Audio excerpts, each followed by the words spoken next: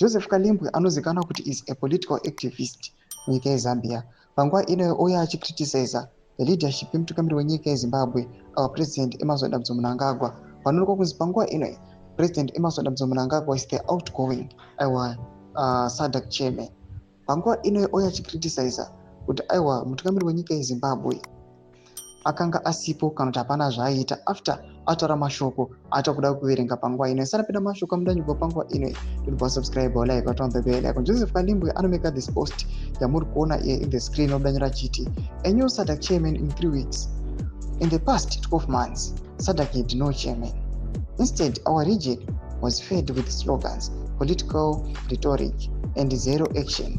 We will be in Antananarivo to welcome a new era of Southern African leadership, a new SADC chairman, President Rejolina Thomas Kanabuda Panapa. Takananga ma comments, vanhu vanobuda vachikomenda pamusoro pemashoko ataugwa awana Joseph Kalimbwe rekatinzo mafunguro vanobuda vachiti this guy is young in age but dull in thought. There is nothing significant we can expect from him.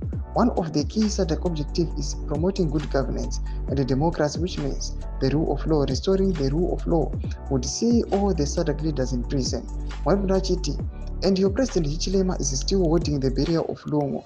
Don't you think you have big fish to fry than to talk about SADC chairmanship? Your president is currently a funeral chairman, presiding over a dead body, enforcing himself on the bereaving Lungu family. Manopinda anyora achiti.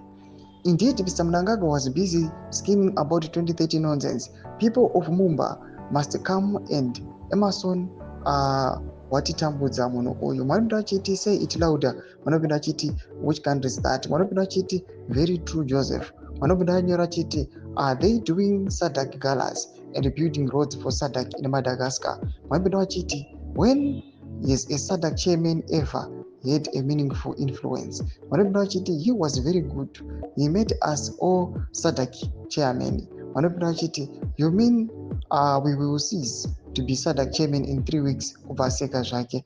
Manopinda achiti as long as he is an African, nothing good will come out of him. Let's look at his country, Africans. We are cursed. Ndo mashoko anobuda achitaugwa panapa nevanhu pamusoro pemashoko ataugwa naJoseph Kalimbwe. Aiwa anoonekwa kunzi Joseph Kalimbwe ari kukriticize kuti aiwa these SADC chairmans hapana zvavanoita, especially the previous kana the outgoing. Bida kumese kuchemeni kuti mafungiro ema today pamusoro pechitiko ichi. So subscribe or like, share and turn the bell icon.